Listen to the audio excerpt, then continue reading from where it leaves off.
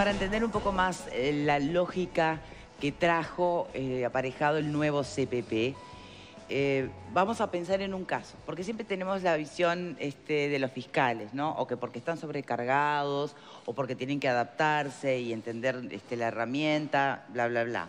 O porque cometen errores como cualquier ser humano, pero hay cosas que hacen muchísimo ruido.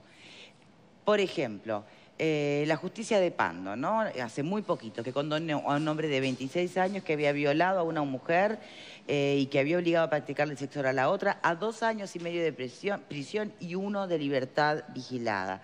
En este caso, la solución aplicada fue la del juicio abreviado, la que le permitió al delincuente obtener una importante reducción de pena tras asumir su responsabilidad en el delito. Entonces el tipo dijo, sí, yo fui, confiesa, se evita ir a juicio oral. ¿Para qué si total ya confesó? Y porque el juicio abreviado permite determinada reducción de pena. Conclusión, violó y abusó, 2 años de prisión y 1 vigilia. Y vos decís, bueno, a ver, ¿acá qué falló? ¿Quién pasó algo que estuviera fuera del protocolo? En realidad, no. El juicio abreviado existe, es una herramienta que se puede usar. Además, ¿cómo se está usando? Victoria, y el juez, cuando se decide el proceso abreviado, ¿qué puede hacer al respecto? ¿Pone el sellito nada más? Para dejarme ver esa pregunta, a ver qué me puede contestar. Va relacionada también, por eso quería agregar una cosita más en otro caso que fue en el mismo tiempo de un hombre que violó a una niña de 14 años y le dieron 7 años. Y leí en la prensa que decía, por juicio abreviado, si hubiésemos ido a juicio capaz que sacaba menos. Bueno, pero vamos por partes. Pero, a ver. Sí, está difícil porque son situaciones totalmente opuestas con la aplicación de un mismo instituto. Por eso ¿no? venía la consulta. Las penas en los delitos sexuales en nuestro país son bajas. Eran bajas en el sistema anterior y siguen siendo bajas después de la ley contra la violencia de género, sí, donde no prácticamente se tocaron los máximos ni los mínimos, porque creo que por algún temor a aquello de que si cambiamos se aplica la ley menos más benigna, no sé, sí, porque realmente era la oportunidad para ponderarlo de otra manera. Bueno, la cuestión que en el primer caso que me señala, lo que hay es una aplicación de un instituto que en realidad no está claramente establecido en el código, que es el de la pena mixta. Una parte... y otra vigilada, una parte en prisión. Una parte preso y otra parte vigilada. Eso al principio generó dudas y con el abreviado pasa lo siguiente, que digamos, los operadores, todos los operadores se ven aliviados. ¿Por qué? Porque si van a un oral hay que seguir buscando pruebas, lleva otro tiempo. Aliviados son los fiscales. Claro. Al efecto hay una cuestión que de principio o filosóficamente el procedimiento abreviado está establecido para delitos no graves, para delitos que no tengan, digamos, impacto en la sociedad, es decir, para los que no realmente merezcan demasiada discusión y análisis público, etcétera. Parece que este tipo de situaciones... Tenía entendido que para los delitos sexuales tampoco ocurría. Bien, hay una modificación, no creo que hay una instrucción, si no me equivoco, capaz que es posterior a este caso, y hay un cambio en lo que se puede negociar, digamos. No se puede por debajo del mínimo, como se interpreta que se puede en otros delitos. No se puede acordar una pena inferior al mínimo legal. Quizás ahí lo que está los operadores siempre lo conversamos, es que en determinados casos se merecen un juicio. Más allá que esté clara la culpabilidad. Y más allá de confesión. Más allá de que tenemos todos los elementos, bueno, pero no importa. Y esto lo dice Binder, que es Alberto Binder, dice el valor simbólico, él resalta el valor simbólico de la justicia funcionando. Porque los acuerdos en general son acuerdos que se hacen entre 4 paredes, claro. A veces a la víctima le interesa y va, y la sociedad después se encuentra con estos... Claro, ahí pareciera que estuviera la justicia negociada y la del peso simbólico funcionando como usted plantea. ¿Qué opinan sobre eso ustedes? ¿Qué opinan, Cele? ¿Qué harías con el juicio abreviado? Yo no tengo elementos jurídicos como para opinar qué haría sobre el juicio abreviado porque no tengo formación jurídica. Entonces, desde ese lugar realmente no me siento capaz de opinar. Preferiría que opinen quienes tienen formación jurídica y sepan de esto. Graciano. A mí lo que me hace ruido del juicio abreviado, que implica digamos, un apartamiento radical de la práctica del derecho penal en Uruguay, lo que me hace ruido es esa posibilidad que en los hechos abarca casi el 95% de los casos que llegan a la justicia, de los que llegan a la justicia, porque solamente llegan a la justicia el 5% de los delitos que se cometen. De ese 5%, el 95% se resuelve por juicio abreviado. ¿Y qué es lo que hace ruido en eso? Por lo menos para mí, es la posibilidad de la negociación de la pena. Porque, en definitiva, la aplicación de la pena es, digamos, en la instancia de mayor poder del Estado frente a un ciudadano en particular. O sea, es el momento en el que un funcionario, como es el juez, o como era el juez en su momento, el Estado le da la potestad de, luego de haber transcurrido cierto proceso con determinadas normas, pruebas, en fin, apelaciones, lo que sea, el juez aplica la sentencia. Usted, por haber hecho tal cosa, lo condeno a 8 años de cárcel. ¿Por qué? Por los hechos que están probados en el expediente. Es decir, es un poder muy especial, muy específico que se le otorgaba al juez. Eso se eliminó. Esa capacidad del Estado de, a través de un funcionario, castigar a un ciudadano que violó la ley, desapareció.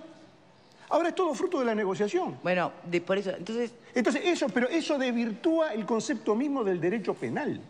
Porque termina siendo un arreglo entre el fiscal y el abogado, donde el juez está esperando que se pongan de acuerdo para homologar, poner el sellito, como se decía. Eso desvirtúa el concepto, por lo menos para mí, respeto otras opiniones, desvirtúa para mí el concepto último de justicia. Yo tampoco soy abogado, pero sin embargo, sobre el asunto, yo tengo un matiz que quisiera transformarlo en pregunta justamente para los compañeros y el invitado que obviamente poseen más conocimiento, porque tiene que ver con esto. En realidad el juicio abreviado, la primera cosa, por si hay alguien en casa que pueda verse confundido, no es un invento del Uruguay. Existe en la mayor parte de los sistemas judiciales del planeta. En Estados Unidos. En todo caso, Uruguay estaba atrasado en la medida. Por lo tanto, yo cuando una cosa existe en tantas partes del mundo, a mí me viene el gramito de humildad que hay que andar siempre en el carcaj de las flechas. Es decir, alguna razón debe haber, alguna lógica debe tener, porque no debe ser que, vamos a hacer las cosas para hacerlas peor, porque somos malos, ¿no? Ineptos y burros. Alguna lógica tiene que tener, solo que no siempre la conocemos. Lo que sí seguramente no oficia como lógica es algo que está pasando ahora, según han reconocido algunos actores de la justicia, y tiene que ver con el juicio abreviado. Da la sensación que es, hagamos algo para que, evitando que el crimen quede impune, por lo menos cierto brazo de la justicia llegue a ese individuo. Y acá me parece que, según lo que ha trascendido, se está dando estoy tan tapado de trabajo que me tengo que sacar los asuntos de encima. Y son lógicas absolutamente contrapuestas. No es el problema el juicio abreviado. El problema es en qué contexto estoy apelando a él, es la impresión que yo tengo. Bien.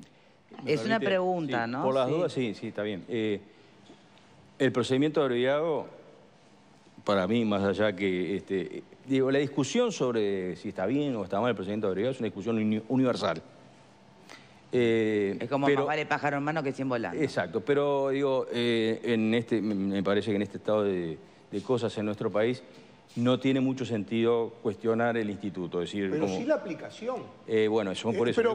Porque esto no es un certamen de belleza de normas jurídicas. Esto no es un desfile de belleza a ver cuál código nos gusta más. Esto es cómo se aplica en la realidad. Y la aplicación en la realidad es un fracaso. Bien, a ver qué el invitado puede responder. El tema es que el procedimiento abreviado puede tener regulaciones muy diversas. Como le dije al principio, en Estados Unidos el fiscal tiene una discrecionalidad total y a nadie se le ocurre decir que en Estados Unidos que el juez vale menos que el fiscal, porque acá estamos con esa competencia también absurda. Sí.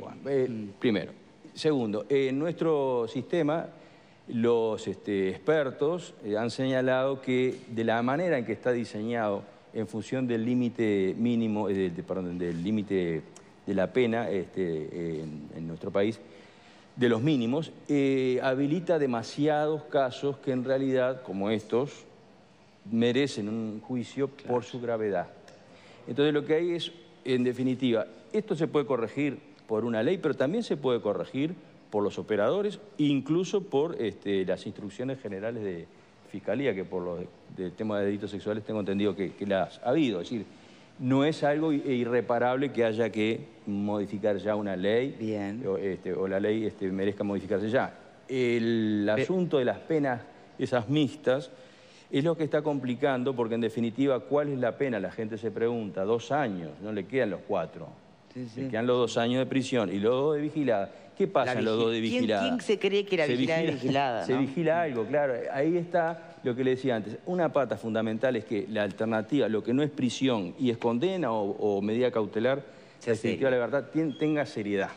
Para que tenga seriedad tenemos que tener un sistema de control, de seguimiento, etcétera, que es muy precario lo que tenemos. Y eso es un problema, digamos, que estamos tratando de la asociación y otros operadores de señalar, porque es una cuestión que tiene que ver con, naturalmente, los recursos que no han habido para eso. Pero, digo, en derecho comparado, las medidas esas funcionan muy bien, y si el acuerdo se hace en función de una intervención de esos, digamos, técnicos anterior al acuerdo, concomitantes, y puede ser muy beneficioso. Sí, porque también se sabe que tampoco es la panacea rehabilitadora la privación de la libertad, o sea que... Claro, y presentarse en la comisaría, no, en vez de algún adicto que tiene, digamos, como decimos, está roto, presentate en la comisaría. No, que vaya a poderse rehabilitar. El juez, lo que yo dije, básicamente, para significarlo, el juez le puede decir a las partes, ¿les parece que tiene sentido? ¿Por qué no aprovechamos esta oportunidad y por qué no piensan un acuerdo en base a algo que sea útil? Permíteme la última. El tema es los egos y las chacras. ¿Qué tanto están pesando en este momento y en este escenario y estos debates? Porque la famosa independencia técnica de los fiscales evidentemente puede sentirse amenazada o erosionada cuando desde la magistratura, desde los jueces, se acusa de alguna manera a falta de sentido común en ciertas resoluciones de los fiscales. Bueno, pero si usted lee la letra chica, yo estoy diciendo que los jueces tenemos un rol que cumplir ante las medidas insensatas. Entonces no es un tema solamente que yo estoy diciendo los fiscales. En realidad los jueces podrían hacer lo que yo digo. Bueno, irse a presentar en dónde, ¿para qué? Es decir, que eso se revea, se revise. E incluso existe... ¿Deberían tener menos independencia técnica, entonces? Pero que no es... Perdón, ¿no? Es decir, con todo respeto, porque aprecio además a la fiscal, es decir, no está en juego la independencia técnica. El juez es el que tiene la última palabra en el acuerdo, en homologarlo incluso, si no lo entiende razonable o le falta algún requisito. Y bueno, y supóngase que la medida es, no sé, un ejemplo de una actividad, se compromete el imputado a una actividad ilícita. Obviamente el juez no lo va a homologar, ¿no? Es decir, hay cosas de sentido común. Si la medida es absurda, ¿por qué el juez no puede plantarse y decir, bueno... ¿Y por qué no ha pasado? Bueno, ¿Y por qué el juez del caso del cajero automático, el caso de no sé qué otras cosas que estamos... Porque el discurso de que el juez es solo homologador ha prevalecido en este tramo inicial de la reforma. La reforma es una reforma que está recién caminando, que es una política de largo plazo, y que esto es una discusión que estamos dando desde la interna de la Asociación de Magistrados, pero con fiscales, y no es una cosa que nosotros querramos hacer algo para imponernos a los fiscales. Y hay fiscales con los que dialogamos y tenemos... Pero el juez homologador ha prevalecido, dice usted, en esta primera etapa. El discurso del juez homologador que no puede hacer absolutamente ¿fue explícito? ¿Por qué? No, en realidad hay 2 artículos, o hay poquitos artículos que regulan el procedimiento abreviado. Se asumió de esa manera. Lo que hay sí, en el caso de la suspensión condicional del proceso, una norma que no sé la fuente, que dice que el juez no puede adoptar modificar ninguna de las obligaciones o condiciones que se pacten. Y bueno, ahí ya los ata, obviamente. Pero no. aún anterior a eso, el tema del diálogo, porque estos acuerdos se verifican en una audiencia, la audiencia que se llama de formalización, donde el juez tiene un rol que creo que todavía nos falta asumirlo como tal, muy activo, al revés de lo que se piensa, donde le puede decir a las partes, es decir, estas cosas que me están planteando a mí me parece que no tiene mucha lógica, ¿por qué no lo piensan un poco? Y esto es así, digo, funciona así en otros países, y es el ideal, digo, no es el juez homologado en el sentido que, bueno, es como el juez americano, ¿no? Es decir, sencillito, pero digo, fue lo que prevaleció, e incluso creo que eso ha generado alguna dificultad en la comprensión de lo que yo he dicho. Claro, se da cuenta que de tener que hacer hasta la propia investigación, ser parte, pasan a simplemente poner lo de poner un sellito es metafórico, Lo que pasa es que ante ¿no? el comentario de Reyes los fiscales reaccionaron, ¿no? Sí, obvio. Dos cosas. Existencialmente, a los jueces, eso que pasan a hacer en la mayoría, vamos arriba, es una cosa que no es que los jueces estamos enojados porque perdimos ese rol. Digo, creo que ahí se nos atribuyen cosas que no tienen nada que ver. Digo, yo desde la asociación he trabajado toda la vida por la reforma, estoy a favor de todos estos institutos, pero también es una reforma que ha costado mucho trabajo y que hay que cuidar. Y la forma de cuidar, uno de los aspectos fundamentales es que la gente la entienda, es decir, que la sociedad entienda y que el sistema de justicia no es irracional. ¿Crees que a largo En eso plazo, estamos todos los operadores involucrados y comprometidos, deberíamos. Claro. cuando esto funcione, cuando esto ya tenga otro rodaje, ¿es positivo el cambio del Código Penal, del proceso penal viejo a este? Era imprescindible y lo que ocurrió, que se puso en funcionamiento bajo una circunstancia bastante, creo que récord. Entonces, digo, se modificaron incluso después de la primera entrada en vigencia de alguna de las leyes. Y no se olvide, yo tuve una discusión muy fuerte con la presidente anterior, muy anterior, de la Asociación de Fiscales, que estaba absolutamente en contra de la reforma. Digo, ese era el panorama.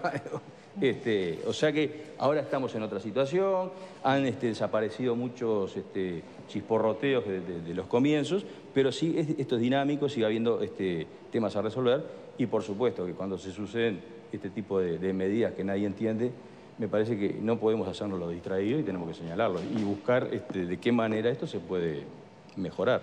Es buena noticia para la ciudadanía que ante cosas que parecen tan absurdas sean los propios operadores del sistema judicial que te dicen, sí, es absurdo, tenemos que mejorarlo. Claro. Y no quedarnos con que no de ahora en más va a funcionar así. Nos lavamos las manos, ¿no? Lo pidió así. ¿No? Bien, José de Tribuna es abogado.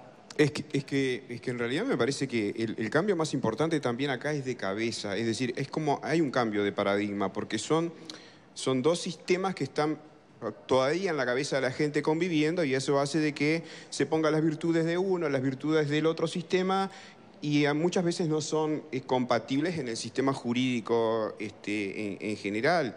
Nosotros venimos con una cabeza que tiene que ver con si el Estado como el represor, digamos, el que va en busca de quien cometió el delito, como única sanción la prisión, pasamos a un sistema en el cual, incluso a la prisión, estando sin una sentencia, ¿no?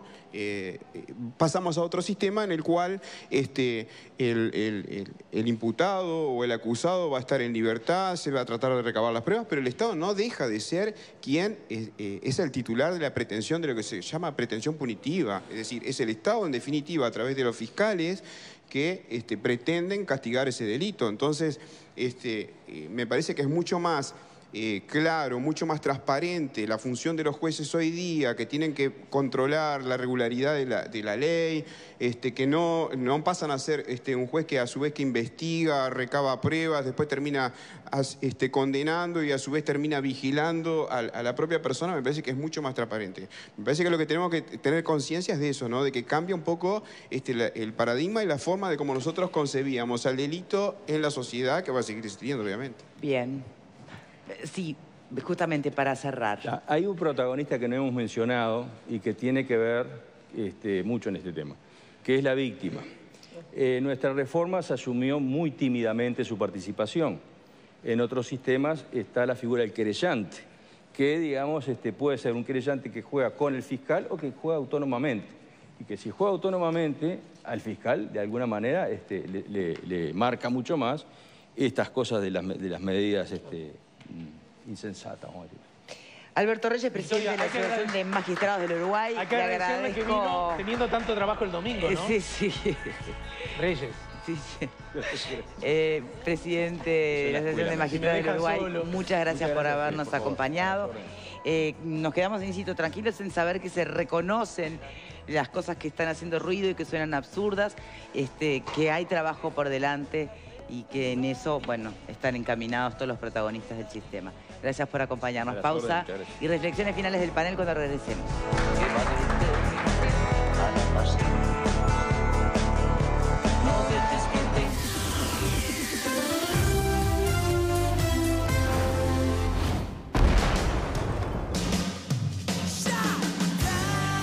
Yo sentía que alguna cosa iba a suceder.